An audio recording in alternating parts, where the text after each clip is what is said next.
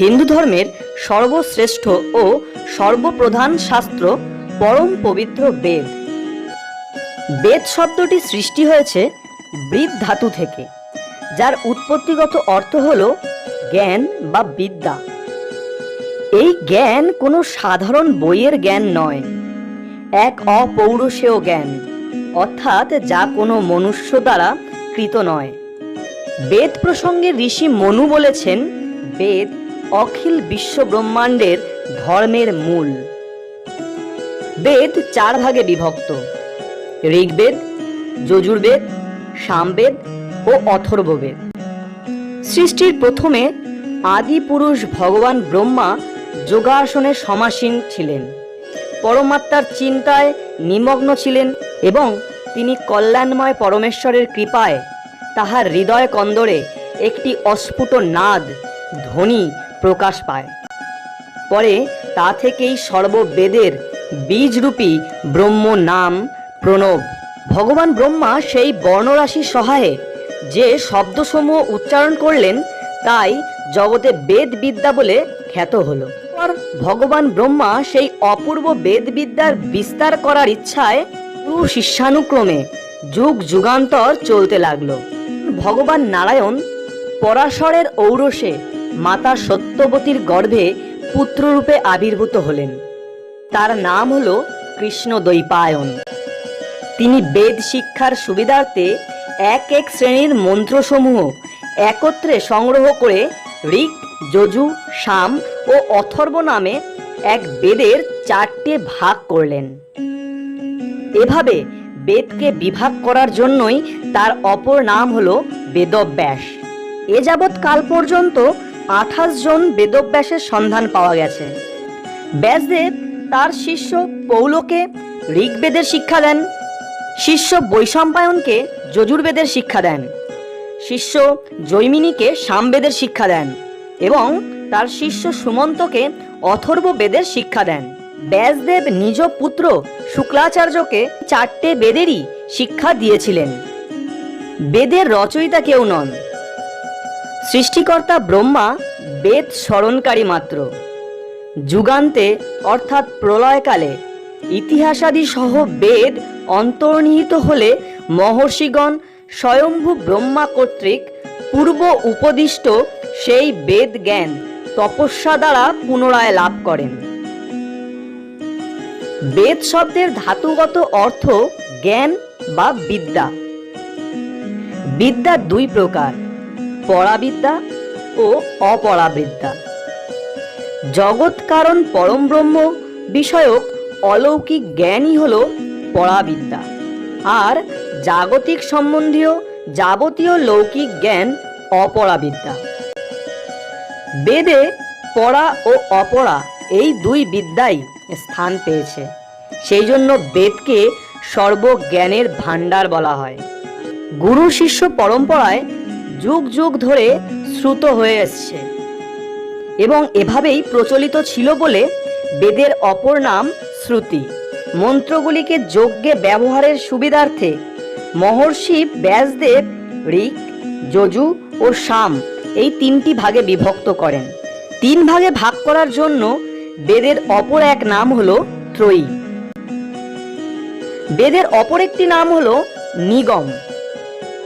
প্রতিটি বেদ আবার 2 ভাগে বিভক্ত: মন্ত্র ও ব্রাহ্মণ। এই ব্রাহ্মণ হল হিন্দু শ্রুতিশাস্ত্রের গ্রন্থরাজি। ব্রাহ্মণ ভাগে প্রধানত স্তোত্র, ইতিবৃত্ত, উপাসনা ও ব্রহ্মবিদ্যা প্রভৃতি বিষয়সমূহ রয়েছে। বেদের সর্বশেষ এবং সর্বশ্রেষ্ঠ অংশ হল উপনিষদ। উপনিষদে ব্রহ্মবিদ্যাই বিশেষভাবে ব্যাখ্যা করা হয়েছে। ব্রহ্মবিদ্যাই বেদের সার বস্তু। উপনিষদ বলতে বোঝাতো কোনো একটি সভাকে, অর্থাৎ সভার নাম ছিল উপনিষদ। শিষ্য গুরুর নিকট উপবেশন করে এই বিষয়ে ধর্মচর্চা করত বলেই এর আরেক নাম হলো উপনিষদ। পণ্ডিত বাসুদেব শর্মা বলেছেন, উপশব্দের অর্থ গুরুর উপদেশ হতে লব্ধ। নি অর্থে নিশ্চিত জ্ঞান, সদ অর্থে যা জন্ম মৃত্যুর বন্ধনকে খণ্ডন করে।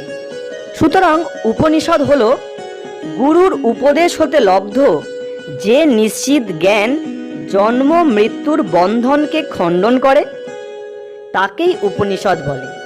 বেদের সার অর্থাৎ শ্রেষ্ঠ ভাগ বলেই উপনিষদ বেদান্ত নামেও অভিহিত হয়। সমগ্র বেদকে আবার কর্মকাণ্ড ও জ্ঞানকাণ্ড এই দু ভাগে বিভক্ত করা হয়। এর মধ্যে সংহিতা ও ব্রাহ্মণ সমূহ মুখ্যত কর্মকাণ্ডের অন্তর্ভুক্ত, কারণ সংহিতা ও ব্রাহ্মণ সমূহ সাধারণত যজ্ঞাদি কার্যেই প্রযুক্ত হয়, আর আরণ্যক ও উপনিষদ জ্ঞানকাণ্ডের অন্তর্গত। কর্মকাণ্ড জীবকে অভ্যুদয় অর্থাৎ ঐহিক ধনরত্নাদি ও সুখ স্বাচ্ছন্দ্য এবং পারলৌকিক স্বর্গাদি ফল প্রদান করে, কিন্তু জ্ঞানকাণ্ড মানুষের চিত্ত শুদ্ধিক্রমে মুক্তি ও মোক্ষ দান করে। ভগবান ব্যাসদেব যজ্ঞে ব্যবহার্য এক এক শ্রেণীর মন্ত্রগুলিকে এক এক স্থানে সংগ্রহ করে তাকে ঋক্, যজু ও সাম এই তিনটি বেদ গ্রন্থাকারে বিভক্ত করেন। আর যজ্ঞে ব্যবহার্য নয় যে সকল অবশিষ্ট মন্ত্র, এগুলিকে যে ভাগে সন্নিবিষ্ট করেন তার নাম হল অথর্ববেদ। ব্রহ্মা কল্পারম্ভে অর্থাৎ সৃষ্টির প্রারম্ভে বেদের সাহায্যেই সৃষ্টি করেন। স্বনামধন্য পৃথিবী বিখ্যাত পণ্ডিত অধ্যাপক ম্যাক্স মুলার বলেছেন, একটি বিষয় সুনিশ্চিত যে শুধুমাত্র ভারতবর্ষেই নয়, সমগ্র পৃথিবীতে ঋগ্বেদ অপেক্ষা প্রাচীন আর কোনো গ্রন্থ নেই। চারটি বেদ ঋক্, সাম, যজু এবং অথর্ব। এই চারটি বেদের মোট মন্ত্র সংখ্যা হল 20,434টি। ঋগ্বেদ। ঋগ্বেদ অংশে হোতার বা প্রধান পুরোহিতের দ্বারা উচ্চারিত মন্ত্র সংকলিত হয়েছে। পবিত্র ঋগ্বেদ হল সবচেয়ে প্রাচীনতম বেদ। এই বেদ মূলত 10টি পুস্তক বা মণ্ডলে বিভক্ত, যা 1028টি বৈদিক সংস্কৃত সূক্তের সমন্বয়। ঋগ্বেদে মোট 10,552টি ঋক্ বা মন্ত্র রয়েছে। ঈশ্বর, দেবতা ও প্রকৃতি বিষয়ক আলোচনা ঋগ্বেদে প্রাধান্য পেয়েছে। যজুর্বেদ। যজুর্বেদ অংশে অধ্যর্যু বা অনুষ্ঠাতা পুরোহিত কর্তৃক উচ্চারিত মন্ত্র সংকলিত হয়েছে। যজুর্বেদ হল গদ্য মন্ত্রসমূহের বেদ। ঠিক কোন শতাব্দীতে যজুর্বেদ সংকলিত হয়েছিল তা জানা যায়নি, তবে গবেষকদের মতে আনুমানিক খ্রিস্টপূর্ব 1200 থেকে 1000 অব্দ নাগাদ সংকলিত হয়। যজুর্বেদকে দুটি ভাগে ভাগ করা হয়েছে, একটি হলো শুক্ল যজুর্বেদ ও দ্বিতীয়টি হলো কৃষ্ণ যজুর্বেদ। সামবেদ। সামবেদ অংশে উদ্গাতার বা মন্ত্র পাঠক পুরোহিত দ্বারা গীত স্তোত্রগুলি সংকলিত হয়েছে। সামবেদ হল সঙ্গীত ও মন্ত্রের বেদ। সামবেদে 1875টি মন্ত্র রয়েছে। এই শ্লোকগুলি মূলত বেদের প্রথম ভাগ ঋগ্বেদ থেকে গৃহীত হয়েছে। গবেষকদের মতে সামবেদের রচনাকাল আনুমানিক খ্রিস্টপূর্ব 1200 থেকে 1000 অব্দের মাঝামাঝি কোনো এক সময়। অথর্ববেদ। অথর্ববেদ অংশে মারণ, উচাটন, বশীকরণ সংক্রান্ত মন্ত্রগুলি সংকলিত হয়েছে। অথর্ববেদ শব্দটি সংস্কৃত অথর্বণ থেকে এসেছে, যার অর্থ দৈনন্দিন জীবনযাত্রার প্রণালী। অথর্ববেদ 20টি খণ্ডে বিভক্ত। এই বেদে 730টি স্তোত্র ও প্রায় 6000টি মন্ত্র আছে।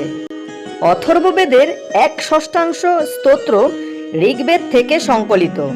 বেদের দুটি পৃথক শাখা আছে, একটি হলো পৈপল্লাদ, দ্বিতীয়টি হলো শৌনকীয়। সুতরাং বেদ হলো এক অসীম জ্ঞান ভাণ্ডার।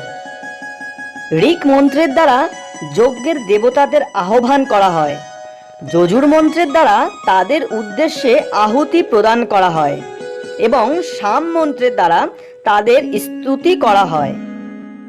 এসব ছাড়াও বেদ থেকে অনেক সামাজিক বিধিবিধান, শিক্ষা, শিল্প, কৃষি, রাজনীতি, অর্থনীতি, চিকিৎসা ইত্যাদির কথাও আছে এই বেদে। বেদের এই সামাজিক বিধান অনুযায়ী সনাতন হিন্দু সমাজ ও হিন্দু ধর্ম রূপ লাভ করেছে। হিন্দু ধর্ম আজও সেই পথই অনুসরণ করে চলেছে। ঋগ্বেদ থেকে সেই সময়ের নারী শিক্ষাটি পরিপূর্ণ চিত্র পাওয়া যায়। অথর্ববেদ থেকে পাওয়া যায় তৎকালীন চিকিৎসাবিদ্যার বিস্তারিত বিবরণ। এসব কারণে বেদকে কেবল ধর্মগ্রন্থ বললে ভুল হবে ও ইতিহাসের এক দলিল স্বরূপ। যদি আমার এই ভিডিওটি আপনাদের ভালো লেগে থাকে তবে অবশ্যই লাইক করুন এবং ভিডিওটি শেয়ার করে অন্যদেরও জানার সুযোগ করে দিন।